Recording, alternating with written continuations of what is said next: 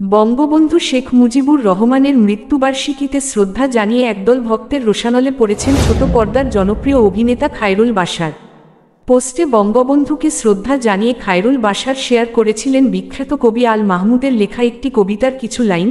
সে যখন বলল, ভাই সব, অমনি অরণ্যের এলোমেলো গাছেরাও সারি বেঁধে দাঁড়িয়ে গেল।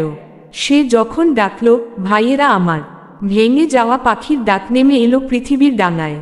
ওই পোস্টে তিনি শেয়ার করেন আরেক প্রখ্যাত কবি নির্মলেন্দু গুণের বাংলার ধ্রুবতারা শীর্ষক কবিতাটি।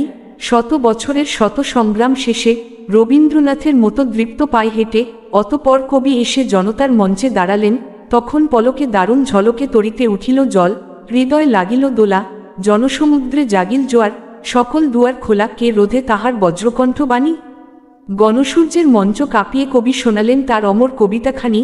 এবারের সংগ্রাম আমাদের মুক্তির সংগ্রাম, এবারের সংগ্রাম স্বাধীনতার সংগ্রাম, সেই থেকে স্বাধীনতা শব্দটি আমাদের। বঙ্গবন্ধুর মৃত্যুবার্ষিকীতে শ্রদ্ধা জানিয়ে ফেসবুকে পোস্ট করার ঘটনায় খায়রুল বাশার সহ কয়েকজন তারকারা বিরুদ্ধে ঢাকা বিশ্ববিদ্যালয়ে জুতা নিক্ষেপ কর্মসূচির ডাক দিয়েছেন ঢাকা বিশ্ববিদ্যালয়ের একদল শিক্ষার্থী। বিষয়টি নিয়ে শনিবার এক ফেসবুক স্ট্যাটাসে খায়রুল বাশার লিখেছেন, আজ নাকি আমার ক্যাম্পাসে আমাদের ছবিতে জুতা নিক্ষেপ হবে? এই চোরের রাষ্ট্রে, এই বাটপারের রাষ্ট্রে আমি কোন অপরাধে? আমি অন্যায়ের বিরুদ্ধে বলেছি যুগ ধরে, তাই শেখ মুজিবুর রহমানের মৃত্যুতে শোক প্রকাশ করেছি, তাই।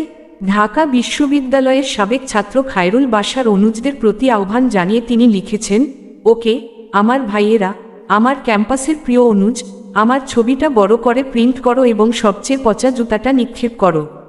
আমি হাসি মুখে গ্রহণ করছি, কারণ আমি বুঝেছি তোমরা রাজনৈতিক হয়েছ, তোমরা তোমাদের ইগো এবং তোমাদের আলাদা লক্ষ্যে নেমেছ। সেখানে মানুষ, সেখানে সাধারণের আবেগ অভিভূতি তোমাদের বিবেচনার বিষয় না।